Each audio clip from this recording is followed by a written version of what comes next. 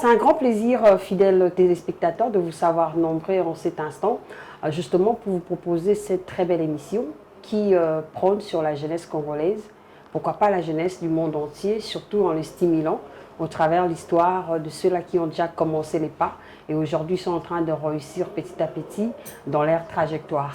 C'est un grand plaisir pour nous de venir dans le bureau d'un maître avocat congolais. Il répond au nom de maître Serge Lukanga. Vous le connaissez bien, c'est un avocat d'exercice, c'est un avocat professionnel, mais aussi il est coordonnateur de la communion chrétienne pour la restauration de foyers.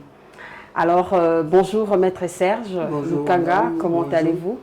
Dieu nous fait grâce, nous allons bien, comme vous le voyez. Nous saluons aussi tous les spectateurs et vous, ça faisait longtemps. Vraiment? On n'a pas animé les émissions. Ok. Nous vous saluons, tous les spectateurs de la RTNC. Ok. 1, 2, 3, voilà. Où il n'y a pas de souci, c'est la grande maison. Voilà, nous les saluons. Voilà, c'est un grand plaisir que vous puissiez nous recevoir dans votre bureau. Sinon, la journée a bien commencé. Oui, Dieu était au contrôle depuis le matin. Ah d'accord, super. Nous comptons encore sur sa grâce. Il nous a aidés et la journée a bien commencé. Super. Militant de problèmes liés au foyer, on peut quand même savoir comment ça se passe, votre combat. Oui, le combat est bon, mais vous savez que nous traversons des moments très compliqués. Ok. Où il y a une vitesse de mariage, bon, j'ai par aberration, hein, des homosexuels, des lesbiennes. Il y a une vitesse qui monte pour déstabiliser le vrai foyer, le vrai mariage. Et à cette vitesse aussi, il y a aussi une vitesse de divorce. Nous sommes en train d'assister à plusieurs divorces. Et malheureusement, les autorités ecclésiastiques, les autorités séculières que nous connaissons, et à cela, curieusement aussi, chaque samedi dans les communes, il y a des mariages, il y a des célébrations. Il y a des gens qui se marient pour juste après faire encore des divorces, des problèmes. Mais comme nous appelons restauration, c'est la raison même. Ça veut dire la restauration veut dire remettre ce qui était brisé. Les gens se marient à peine quand ça ne va pas. Nous sommes là pour les accompagner, pour leur dire allez-y. Il y a du bonheur dans ce mariage. Ce sont les faux pas. Parce que chacun vient de chez lui. Et souvent, la plupart des gens qui n'ont pas été préparés, ce sont eux qui rencontrent des problèmes. Parce que la plupart des gens sont dans le mariage sans être préparés. Ils se marient par curiosité, ils se marient, il y a eu accident. Par complexe. Voilà. Donc c'est comme ça que ces choses-là commencent à donner un peu beaucoup d'obstacles. Mais sinon, la structure Kokrekofa est là, bien reconnue par l'État, parce qu'elle est dotée, elle a sa personnalité juridique. Je vous ai assisté plusieurs fois aussi dans des réunions et tout. C'est bon. Voilà, alors c'est un grand plaisir déjà, mais est-ce qu'aujourd'hui vous comptez combien de filleuls? Parce que apparemment vous avez trop de sollicitations. Oui, on commençait même à arrêter. Avec madame, on s'est dit qu'il faut retarder parce que d'ici là, il y a déjà je crois qu'il y a 4 couples qui nous restent à terminer pour cette année. Ah d'accord. Mais c'est Dieu qui vous a dit ou c'est vous-même? Parce qu'il y a aussi la volonté de Dieu qui intervient. Oui, bon, les choses se sont passées de sorte que la volonté de Dieu a primé. Parce que nous-mêmes, nous sommes un témoignage, si je peux dire. Ça c'est vrai, je connais l'histoire de votre couple. Félicitations. Alors c'est comme ça que nous disons c'est Dieu. Dieu veut que nous puissions encadrer les autres, même ceux qui avaient leurs parents, où les parents se sont comportés en sponsor, ils les ont laissés, maintenant ils sont restés. Nous sommes là pour essayer de leur donner des conseils, d'assister. On en a nombreux. En tout cas, ils sont nombreux, les fiers. C'était juste le préambule justement pour attaquer cette discussion avec vous, vu que le foyer de la République démocratique du Congo a tout le regard vers vous, parce que vous avez un mandat sur leur croissance. Et alors, on va commencer par savoir comment vous avez grandi dans votre propre famille, pour avoir cet grand souci d'étayer le foyer. C'est vraiment une grande question par transparence et honnêteté. Je vous dis déjà d'emblée que Je suis né dans une famille polygame. Ok. Les gens vous diront... Mais on ne peut pas y croire. C'est vrai, hein? Oui, vas-y. Ma mère est ce que les gens appellent la première. Ok. Nous sommes de premier lit. Ok. Donc actuellement, il n'y a plus ces choses. Mais j'ai dit parce que c'est une histoire, voilà. Une question que m'a posée directement. Nous avons grandi dans une famille polygame où notre père fut le premier cadre de la GECAMI. Okay. Vous voyez, avec toutes ces aisances-là. Et nous avons grandi dans ces conditions. Mais il nous avait mis ensemble, mais divisés. Ça veut dire que nous sommes connus tous. Okay. Mais il y en a qui habitaient avec leur maman, ils achètent telle maison, Mais tous les enfants, nous avons grandi dans une communion qui fait la force de notre famille Lukanga. Okay. C'est l'unité. Il nous a appris ça lui-même. Ah d'accord. Il nous a vraiment appris ça. Mais maintenant, pendant que je grandissais, j'avais ce souci-là de ne pas faire comme lui.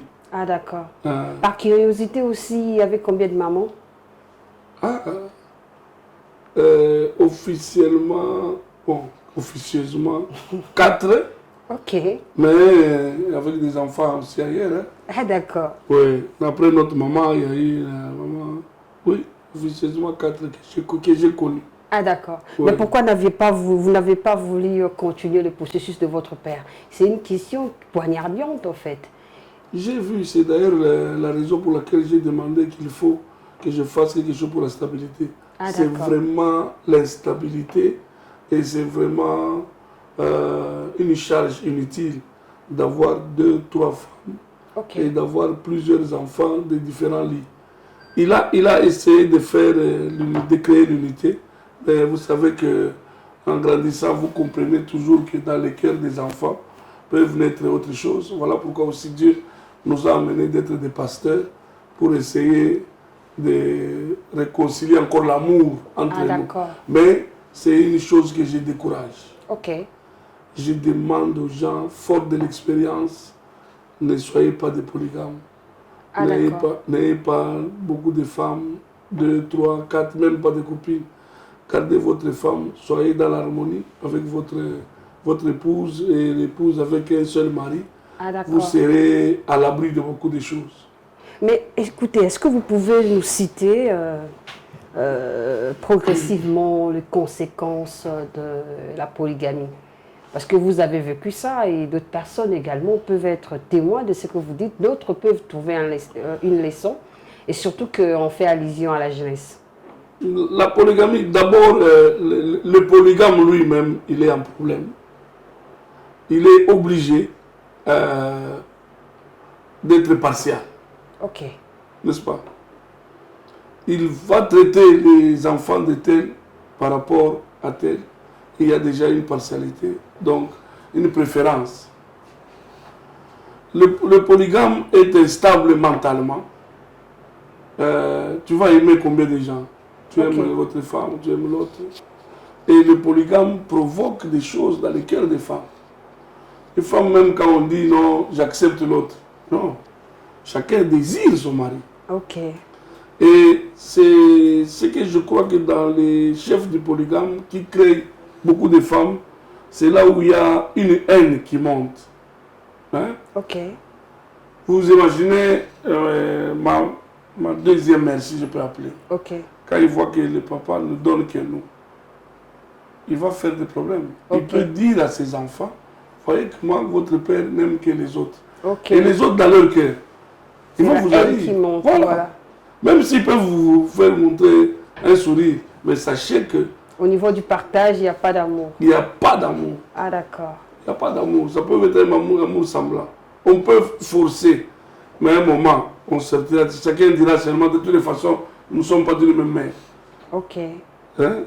Donc la polygamie a des conséquences fâcheuses, terribles, qui non seulement déstabilisent le polygame, voilà, déstabilisent le foyer. Le foyer ne sera pas en harmonie. Ah d'accord. Oui, le foyer ne sera pas en harmonie. Et les polygames, ils créent des gens des menteurs. Hein. C'est pourquoi moi je dis souvent que les polygames sont instables parce qu'il est obligé de mentir ici, mentir là. Chaque matin, il doit mentir. Et moi, j'appelle les polygames peut-être des pécheurs. Hein. Ah, d'accord. Tu es obligé de pécher. Hein. Mais aussi, en fait, il y a des églises, ça c'est une parenthèse, il y a des églises qui encouragent la polygamie. Je ne sais pas citer le nom. Il faut que ces choses-là arrivent pour confirmer la parole du Seigneur. Oui. Si ces églises-là ne sont pas là pour détruire les gens, la parole de Dieu ne sera pas confirmée. Donc, ils sont là, ce sont des envoyés, qu'on a envoyés des gens pour accomplir la parole de Dieu, qu'il y aura des divisions, il y aura des gens qui vont vous prêcher le mal dans le mariage. C'est la parole de Dieu. Parce que le péché commence dans la famille. Voilà. C'est la parole de Dieu. Dieu avait confirmé qu'il y aura certaines églises qui vont dévier les autres. Ah, d'accord. Les encourager à faire ce qu'ils font. Et nous, ça ne nous étonne pas. Mais nous devons continuer à prêcher le Seigneur. Et tant que jeune dans la famille, est-ce que vous avez tous bénéficié de la scolarisation? L'avantage chez nous, c'est que nous sommes des Gécaminards. Ça veut dire, notre père était cadre de la Gécamine, la grande société de l'État. Et cette société est scolarisée gratuitement. Donc la gratuité de l'enseignement, nous on l'a vécu. Ah, d'accord. Oui. Nous allions à l'école primaire gratuitement. Nous allions à l'école secondaire gratuitement. C'est seulement l'université où chaque famille devrait payer. Alors tous ceux qui ont grandi dans les Katanga, les grands Katanga aujourd'hui, ils étaient bénéficiaires de la Gécamine. Ils n'ont pas payé le Minerva. Donc nous étions déjà dans la gratuité. Ah, c'est seulement ceux qui viennent maintenant. Je viens de faire un tour là-bas. J'ai trouvé que les gens commencent à payer dans les écoles pour souvenir aux besoins, mais en principe, c'était gratuit. Quelle a été la pensée des parents par rapport à votre avenir, par rapport à ce qu'ils voyaient? Mon père, personnellement, comme je vous dis, il tenait à tout prix que je marche sur son chemin. Il voulait que je fasse l'école professionnelle de la Gécamine, où je pouvais sortir un mineur, ça veut dire celui qui va faire des choses rapides pour qu'il me fasse engager directement parce qu'il avait le monopole. Mais pourquoi n'aviez pas vous Non, je n'avais pas cette vision-là. Ah, d'accord. Je trouvé ça une vision un peu trop courte. Moi, je me voyais à la télé un grand homme, je me voyais aux Nations Unies. Ah, d'accord. Je me voyais, donc déjà, quand j'étais enfant, moi j'étais en train de me voir trop grand. Mais je me rappelle qu'avec lui-même, une fois on a discuté, moi je lui ai dit, moi je dois être président de la République. Yes. Il dit, mais comment ça? Je dis, bon. Après, c'est à partir de là qu'il a compris que j'avais des visions un peu... moi je disais, je ne peux pas rester ici. Ah, d'accord. Et qu'est-ce que ça donnait? Ça donnait, il y a eu un combat. Ça donnait parce que celui qui était avant moi, j'ai un grand frère médecin, lui aussi il s'était révolté, il avait dit non, il ne va pas faire ça. Il était dans les internats, il voulait être prêtre, il est parti. Et j'étais le seul à l'accompagner le jour qu'il est parti le matin. Ah, d'accord. Il a pris l'avion, il est venu à Kinshasa chez un grand frère à Lembala. Et de là, il a continué ses études en Corée, tout ça, il est devenu médecin. Alors, j'avais comme un modèle que je voulais suivre et le dépasser.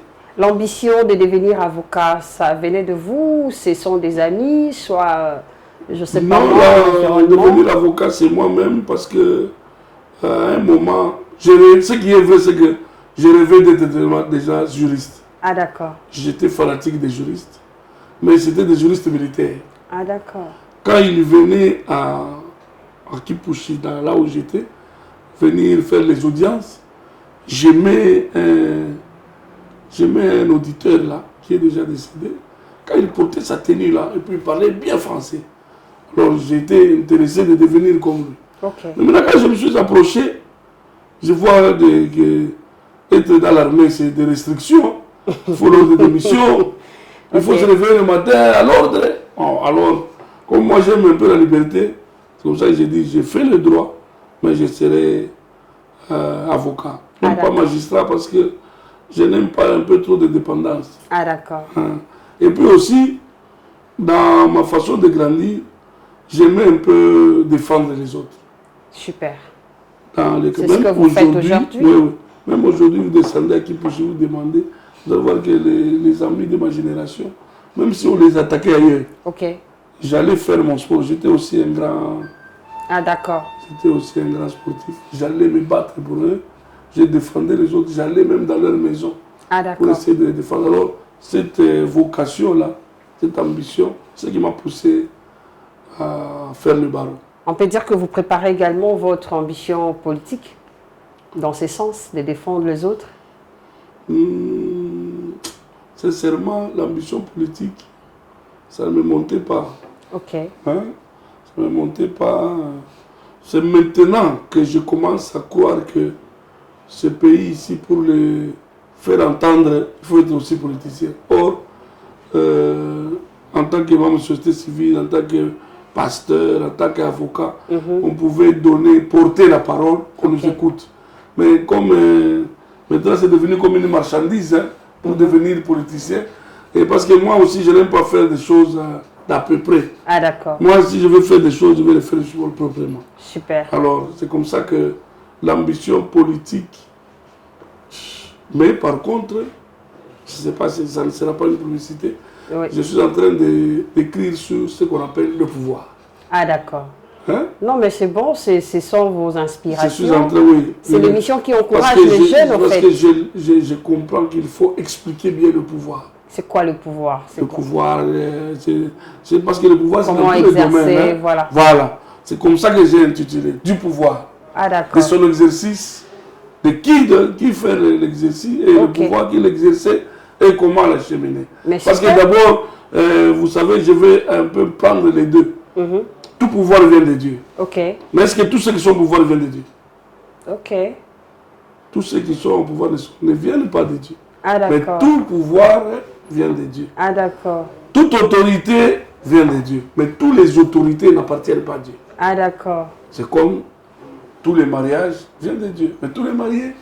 Ils ne sont pas le choix de Dieu. Alors, moi je voudrais rentrer dans le domaine du pouvoir. L'exercice du pouvoir, l'autorité. Comment on l'exerce? Quand vous l'exercez, quelles sont les conséquences? Et qui sont appelés à exercer ce pouvoir? Et quand on l'exerce, comment on doit l'exercer pour que la nation et les gens, voilà, pour laisser les empreintes. Ce n'est pas être au pouvoir et abîmer tout. Ah d'accord. Et aussi, la plupart des gens qui sont au pouvoir n'ont jamais été préparés. Voilà pourquoi nous sommes dans l'échec. L'aspect préparation. Aujourd'hui, le mode d'accès au pouvoir est devenu les élections. C'est bon, la démocratie. C'est comme ça que vous trouvez quelqu'un qui a été élu. Directement, il a le pouvoir, il est autorité législative. Mais aucune gestion en lui. Aucune ambition de gérer. Il passe député, on ne l'a pas initié. Il dit, je suis venu pour arranger les routes. Vous voyez? Alors, c'est ce genre de choses. Les gens qui n'ont pas été préparés à exercer le pouvoir. À quand cet ouvrage? Parce que cet ouvrage va aider beaucoup de jeunes, mais aussi des personnes, parce que jeunes, ce n'est pas seulement jeunes comme jeunesse, mais jeunesse par rapport à l'âge. De vieux comme de jeunes. Justement, nous voulons un peu rajeunir les choses. Ah d'accord. Rafraîchir les choses. Je vous promets que, bon, vous savez écrire. J'ai quand même commencé depuis longtemps. Ah d'accord. J'ai des personnes pour qui j'ai compté donner, qui me lisent pour m'orienter aussi. Ça ne manque pas. Oui. C'est alors que nous allons le publier. Super. Merci en tout cas. Ça sera un plus dans votre façon de faire les choses. Parce que le pasteur, les avocats doivent écrire. On doit connaître quand même votre histoire de par l'écriture. Mais je ne sais pas si dans l'histoire, dans votre livre, vous mettrez au moins l'histoire de votre parcours. Une trajectoire. L'histoire de mon parcours, trajectoire, c'est dans un livre, c'est ce qu'il est biblique, il n'est pas biblique. J'avais un thème que j'ai développé à l'église, dans le cadre du Kokekofa, mais de l'ordre dans ta maison. Ah d'accord. C'est dans ce petit fascicule-là, c'est là où il y a mon histoire, l'histoire de mon couple. Parce que là-bas, nous voulons demander aux gens de mettre de l'ordre dans leur vie. Vous grandissez. Vous savez que nous devons mourir un jour. Il faut mettre de l'ordre. Il ne faut pas partir en laissant tes enfants divisés. Il ne faut pas partir en laissant ta femme avec des problèmes. Même l'église. on ne doit pas les gérer comme si après vous, il n'y aura pas de choses. Ah oui. Moïse a été appelé. Oui. Avant de partir, Dieu lui dit, parle avec Josué. Dis-lui tout. Toujours une progéniture. Dis-lui tout parce que tu pars aujourd'hui. Ok. Est-ce que nous sommes capables de faire ces choses? Vous voyez un peu? Mais là, c'est là où il y aura quand même la partie de notre parcours. Très intéressant. Alors, vous comptez combien d'années d'exercice dans le milieu avocature? Comme avocat, j'ai 18 ans au tableau, mais j'avais commencé déjà comme défenseur judiciaire depuis 98. Si tu veux ajouter 5 ans, donc je peux parler de 23 ans dans les professions d'avocat. Ah d'accord. Voilà. Est-ce que ça évolue? Vous nagez comme un poisson dans l'eau? Il y a des coques à jambes? Oui, je crois que déjà le nom de Maître Serge est devenu imposant. Nous savons, bien sûr, mais c'était pas facile, c'était un processus. Oui, c'est ce que j'ai dit est devenu, parce que c'était grave, je vous dis, sincèrement, ceux qui m'ont connu, je me promenais avec un gros sac là et cherchais clients, cherchais dossiers, encadrement, ce n'était pas facile. Surtout dans cette ville de Kinshasa, qui peut t'encadrer et te donner les dossiers. Mais on s'est battu. C'est battu comme, excusez-moi, hein, moi j'ai un homme de foi, je ne compte que sur mon Dieu à tout moment. Ah d'accord. Dieu m'a fait beaucoup de merveilles, donc c'est pourquoi Dieu m'a accompagné. Aujourd'hui, c'est que nous sommes, je compte sur Dieu et j'ai eu aussi une bonne épouse. Hein. Vous savez que, oui, ça c'est vrai. Vous savez que j'ai étudié avec elle. On allait arriver là, mais on peut savoir c'était en quelle année déjà? C'était à l'université bien sûr. Oui, déjà, moi je suis avec elle depuis 90, vous imaginez. Depuis 90, je suis avec elle. Elle a été ma copine avant. Et un jour, l'histoire c'est qu'on m'a vu en cours de route en train de l'accompagner, elle était encore mineure. Hein. Si aujourd'hui l'État peut se réveiller, on peut me poursuivre. Elle était encore mineure, j'étais en train de l'accompagner en cours de route. Son père nourricier nous a vus et il a fait un problème sérieux et il a tapé sur la femme. Alors comme mon père, comme je vous ai dit, mon père c'était des gens d'honneur. Hein. On est venu amener, la fille dit, on l'a vu votre garçon en cours de route. Il dit, c'est quoi ça? Demandez-moi l'argent, je paye tout de suite. Il me pose la question, tu es prêt? Je suis encore à l'université. J'ai dit, moi je suis prêt. Il dit, préparez-vous demain, samedi, je viens vous donner l'argent. Il ne faut pas taper une femme comme ça, les gens qui s'aiment. Voilà qu'elle m'a accompagné. Moi aussi, je l'ai amenée. Elle a quitté l'école primaire jusqu'à prendre des diplômes, jusqu'à faire ses études supérieures. Mais elle m'a accepté comme ça. J'ai étudié avec elle. Elle a quitté l'école primaire ou vous vous êtes rencontrés à l'université? Vous avez dit quelque chose qui peut... Non, je vous ai dit, elle était mineure. Je l'ai pris à l'école secondaire. Ah d'accord. Je l'ai aidé à terminer l'école secondaire. Ah d'accord. Oui. Non mais dis-moi un peu, c'était qui vous avait dit que celle-là c'était votre femme? On doit quand même connaître cette histoire. Mon parcours est vraiment compliqué. Mais c'est comme ça la vie avec les hommes de Dieu. Qui m'a dit une conviction personnelle? À la télé, je crois que j'étais un peu vedette à Kipushi. Moi, vedette. Je faisais tous les sports, foot, karaté, judo, sauf basket, volley.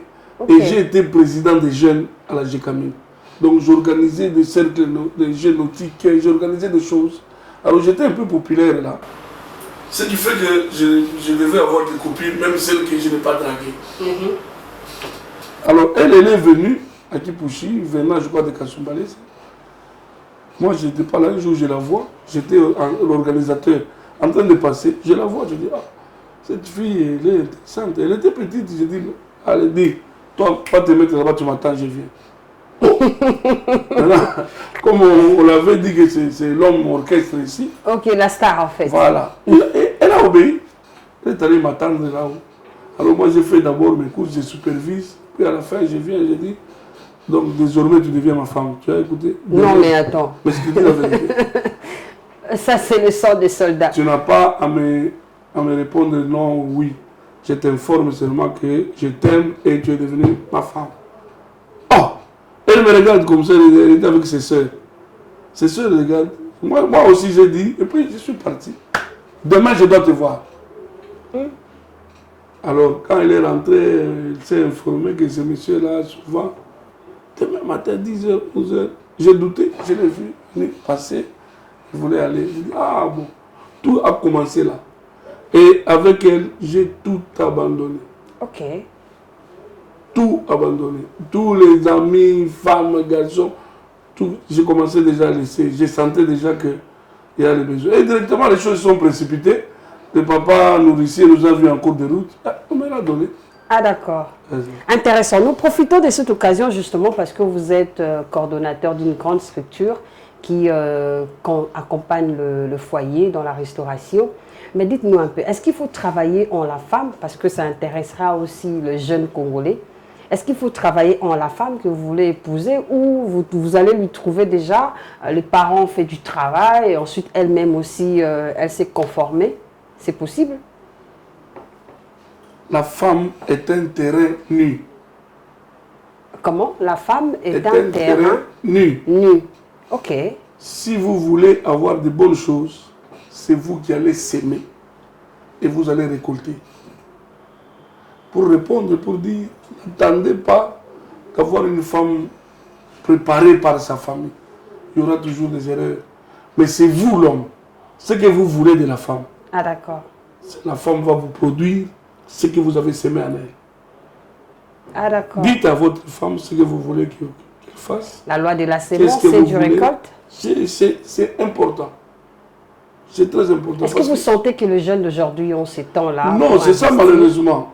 Les jeunes, eux-mêmes les jeunes ne savent pas ce qu'ils veulent.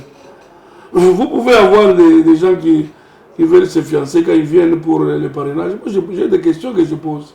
Vous posez la question, vous vous mariez pourquoi? Ah bon, pour la tika Kindumba. Non. Demain, si je joue au Sali Kindumba. Vous voyez? Donc, les motifs, voilà. Le motif du mariage est différent, surtout chez les jeunes. Okay. Les jeunes n'ont pas encore compris que le mariage, c'est l'histoire des hommes âgés. C'est pourquoi on dit mari âge. Ouais. Mari âgé. Okay. On doit grandir et on doit fuir les passions de jeunesse pour devenir des mariés. Mais on est toujours jeune. Qu'est-ce qu'il faut abandonner? Qu'est-ce qu'il faut faire? Okay. Mais ce que tu attends aussi de la femme. Parce que ne cherchez pas, elle peut t'apporter. Ok. Hein? Vous transformez votre femme, votre copine, vous parlez déjà. C'est là où l'étape d'échange. Mais il y a aussi des hommes, des jeunes hommes qui ont le souci là d'investir en leur femme future, mais la femme n'est pas disponible. Voilà. Ça aussi, c'est ce que j'allais venir. Ah, il y a d'autres personnes qui... j'ai toujours dit même à l'église que ne pensez pas que toutes les femmes seront mariées. Hein? Oui. Il y a un homme d'ailleurs que j'ai reçu une fois dans mon émission, il dit toutes les femmes, toutes les filles ne seront pas des femmes. Voilà. Parce qu'il y en a qui ne seront pas mariées. Vous pouvez bien expliquer en fait. N'ont pas été appelés au mariage. Ah, parce que pour moi, le mariage, c'est aussi une vocation. Quand quelqu'un est voué au mariage, vous pouvez la prendre aujourd'hui, demain, après-demain, elle part. Parce qu'elle n'est pas disposée à être dans le mariage, à rester dans le mariage. Et toutes les femmes ne seront pas, et toutes les filles ne seront pas des femmes parce qu'il y en a qui refusent de traverser cette étape, cette invitation. Okay. D'accepter d'être une femme, une mère porteuse, d'accepter une femme propre à un homme. Il y a des filles qui, pour eux aussi, et pour elles plutôt, c'est une vie. C'est ici, demain, là-bas. Ah d'accord. Pas dit non, non, non. C'est toutes les filles qui ont de mauvais rêves et de mauvaises visions. Okay. Ils rêvent d'un mari costaud directement, un mari qui a l'argent, voilà. Un mari de catalogue. Ce sont des autres aussi qui perdent là. Mais l'aspect spirituel ne manque pas. Tout à fait. Il y en a qui sont, bon, on peut dire quoi, maudits, non, mais voués à ça. Ah d'accord. C'est aussi une question que nous avons à vous poser parce que nous tentons lentement sûrement vers la fin de notre émission. On parle de la jeunesse. Il y a beaucoup de gens qui disent le mariage prestigieux sont plus des mariages qui ne durent pas. Est-ce vrai?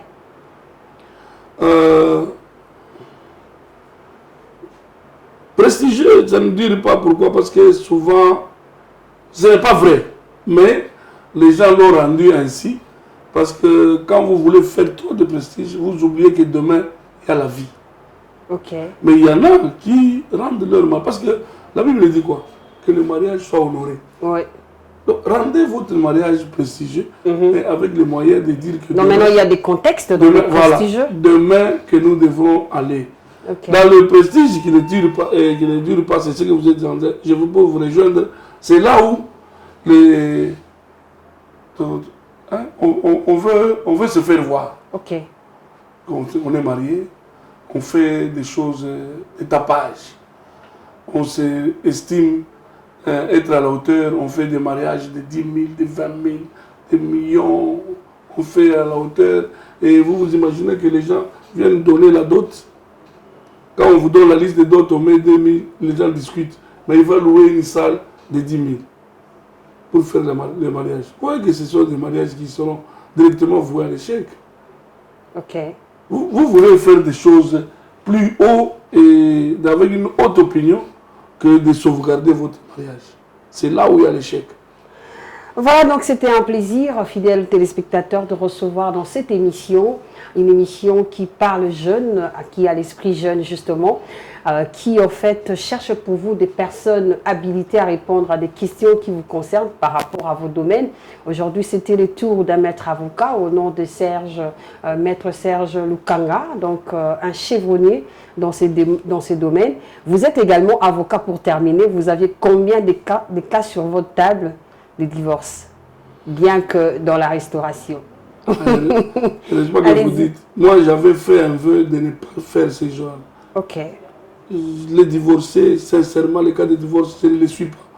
Mais dernièrement, j'ai commencé à être un peu large au cabinet pour les autres parler. Comme j'ai des collaborateurs qui sont en train de faire. Donc, ce ne sont pas les dossiers qui m'intéressent. Parce que je suis dans la restauration. J'aime aller avec les gens jusqu'au bout. Parce que là, je me battais. Si on pouvait faire de nous des juges assesseurs, de les triper. Quand il y a la réconciliation. Souvent, on laisse un seul juge. Peut-être un juge que Dieu on vient chez vous, vous êtes déjà blessé.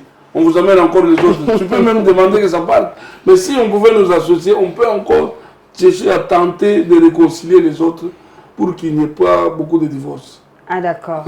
Donc, je n'aime pas avoir ce genre de dossier. Et j'évite même dans les jugements qu'on cite mon nom. Les avocats de mon cabinet qui font ça, je leur dis, mettez votre nom propre. Ne mettez pas assister cabinet Serge, non. D'accord. Parce que je n'aime pas les divorces. Très intéressant. Étant pasteur, on doit terminer dans ça. Comment faites-vous pour préparer les jeunes qui ont l'estime d'être au foyer demain, que ce soit les hommes, que ce soit les filles, qui seront femmes demain? C'est une question très importante. Je suis en train de penser, parmi ceux-là qui pensent que on ne va pas rester dans les phrases qui disent la jeunesse est l'avenir de demain. C'est aujourd'hui. Voilà. Sans leur parler des réalités. Tout à fait. Si nous avons trop de problèmes avec la jeunesse, c'est parce que nous pensons avoir les sujets tabous, alors que les jeunes sont en avance envers nous.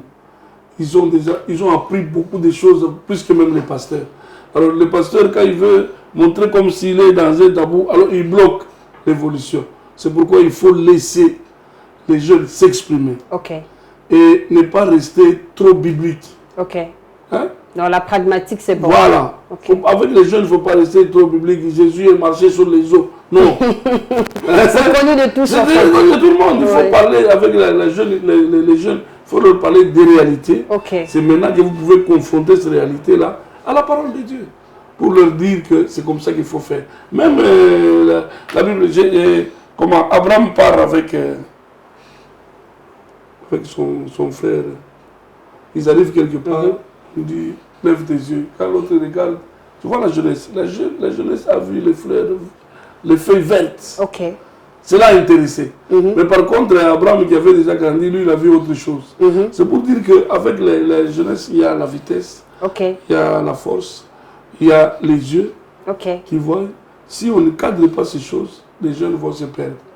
Mais aussi, nous, pasteurs, en tant qu'autorité, on doit donner de l'espace aux jeunes. Tout à fait. même les autorités gouvernementales, il faut laisser l'espace aux jeunes. Tout à fait. Ne soyez pas... C'est là qui étouffe. Voilà. C'est là qui étouffe les autres. Donner de l'espace, de l'expression.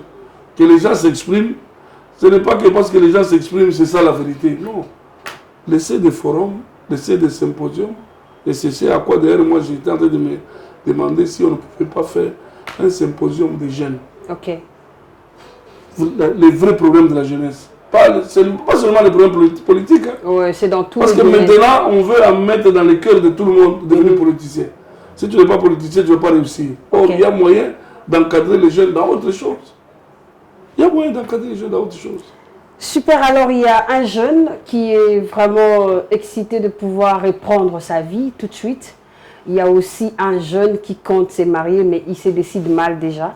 Il y a aussi un jeune il a commencé déjà à être avocat, mais il a abandonné suite aux obstacles. Votre conseil? J'ai toujours dit que échouer dans la vie, ce n'est pas l'esprit d'échec, mais on échoue quand on abandonne. Ok. Hein? Celui qui abandonne, c'est celui qui a échoué.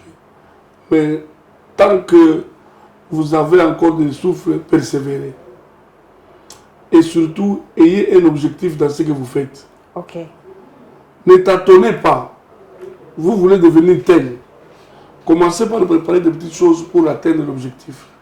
Mais ne cherchez pas à sauter pour arriver là-bas. Vous allez échouer. Okay.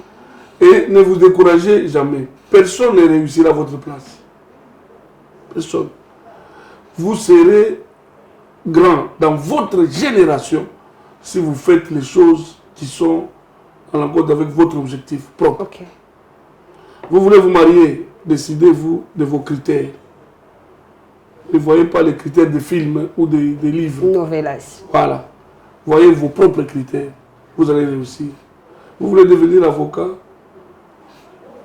mettez sur vous quelques objectifs à atteindre.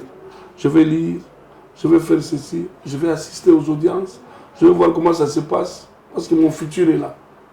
Ne devenez pas avocat provisoirement. Ok. Parce qu'il y a des gens qui sont des licenciés, en droit même, mais qui ne peuvent pas devenir avocats, parce qu'il a préféré avoir le diplôme, commencer à vendre les tôles quelque part.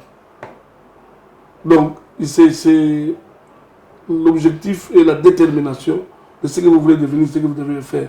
Mais n'attendez pas aussi de passer cette génération. Okay. On est jeune pendant une génération. Ok. Et puis cette génération va passer. Ah. N'attendez pas que la génération passe pour commencer à dire nous les jeunes. Non. Non, ils vont dire lui tu seras déjà dépassé. La vieillesse. Tu seras déjà dépassé. Ça, ce sont des paroles de justification. Nous sommes dans la lutte contre la vieillesse. Non, ça devient des choses de justification. Non, ne vivez pas la justification. Vivez et que les gens disent ah, Maître Serge est encore jeune. Ok. Voilà, c'est comme ça. C'était un plaisir. Alors, fidèles téléspectateurs, pour terminer, on va faire un geste. Kevin va pouvoir m'aider. On va juste prendre ça. Justement, pour essayer un peu de parler avec les téléspectateurs. Kevin va nous aider. Pourquoi aviez-vous mis cette prière dans votre bureau? Accorde-moi un cœur intelligent. Un cœur intelligent. Conseiller et assiste ton peuple, discerner le bien du mal, défendre les causes justes sans discrimination, raciale, tribale, sexuelle, sociale et confessionnelle. Rends-moi heureux et humble. Mon Dieu. Ça dit tout.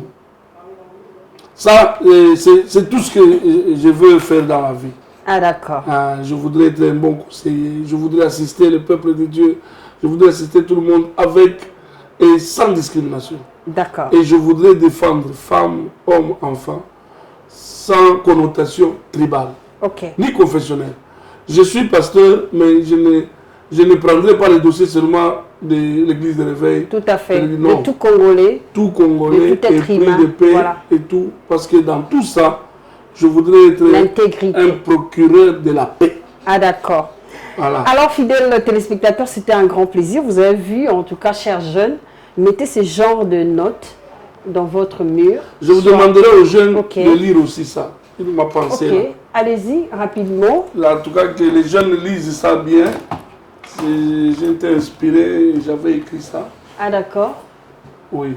Voilà, donc on peut rapidement prendre. Et ça, c'est toutes les recommandations que j'ai faites aux jeunes. Il y a quelque chose que vous ne pouvez pas oublier dans votre vie. Alors, Maître Serge va nous lire. Vous êtes jeune, homme, femme, dans votre esprit. N'oublie jamais. Ok. Quand tu dois choisir et t'engager dans ta vie, deux, premièrement, tenir compte de qui tu es,